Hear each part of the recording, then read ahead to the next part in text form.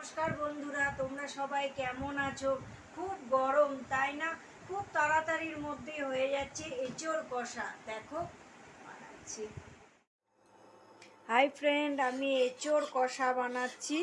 এঁচোড় কষা বানাতে আমি দেখো এঁচোড়গুলো একটু এমনি করে কেটে নিয়েছি। কেটে একটু নুন দিয়ে আমি এটা ভালো করে সিদ্ধ করে নিয়েছি। এবারে এই তেলটা একটু গরম হচ্ছে, গরম হতে হতে এই এঁচোড়গুলো আমি একটু ভেজে নিচ্ছি। আমি 250 গ্রামের মতো এঁচোড় নিয়েছি, দিয়ে এঁচোড়টা কেটে একটু সিদ্ধ করে নিয়েছিলাম। দেখো একটু বড় বড় করে কেটেছি, তার জন্য যাতে আমি এঁচোড়টা একটু ভালো করে ভাজতে পারি। এমনি এঁচোড়গুলো ভাজা হবে। এবার আমি এঁচোড়গুলো তুলে নিচ্ছি। এঁচোড়গুলো তুলে নেবার পর ওই তেলে একটা তেজপাতা, একটা শুকনো লঙ্কাকে দুভাগ করে দিয়েছি, আর একটু 5 ফোড়ন আমি ফোড়ন দিলাম।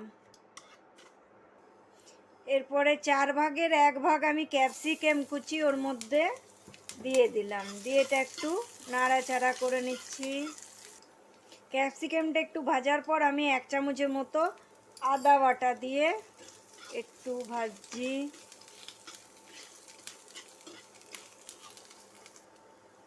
একটা ছোট্ট টমেটো এর মধ্যে আমি দিয়ে দিলাম।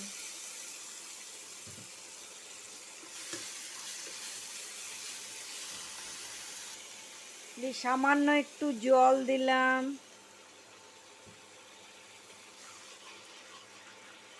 দেখো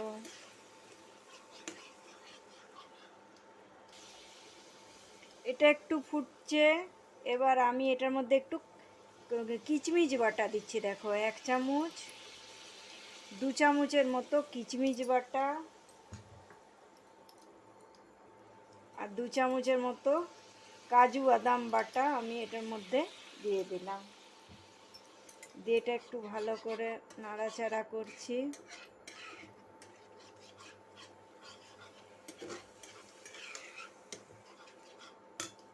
দিয়ে এবার এর মধ্যে একটু হলুদ দিলাম,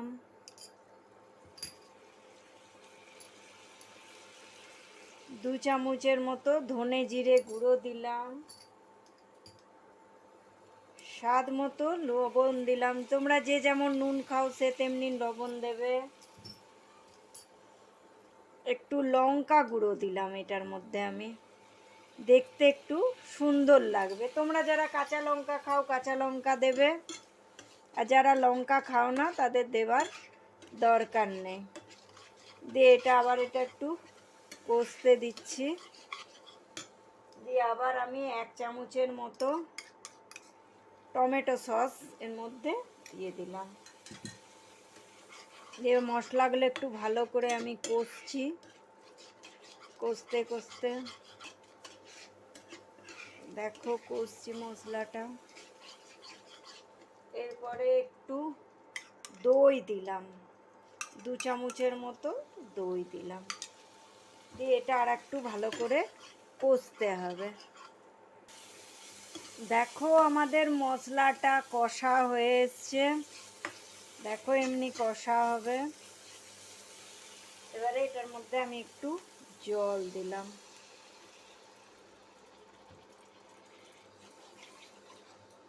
দিয়ে মশলাটা যখন জল দেওয়ার পর ফুটবে তখন এঁচোড়গুলো দিয়ে দিতে হবে। দেখো মশলাটা ফুটছে। এবার ভেজে রাখা এঁচোড়গুলো ওর মধ্যে আমি দিয়ে দিলাম। দিয়ে এটা 2-5 মিনিট এমনি করে কষলাম। দেখো এঁচোড়টা একটু কষার পর আমি একটু জল দিলাম। জল দিতে যাতে মশলাগুলো ভালো একটু এঁচোড়ের ভেতরে ঢোকে। দিয়ে একটু শুকনো শুকনো হবে তখন আমার নামিয়ে দেবো।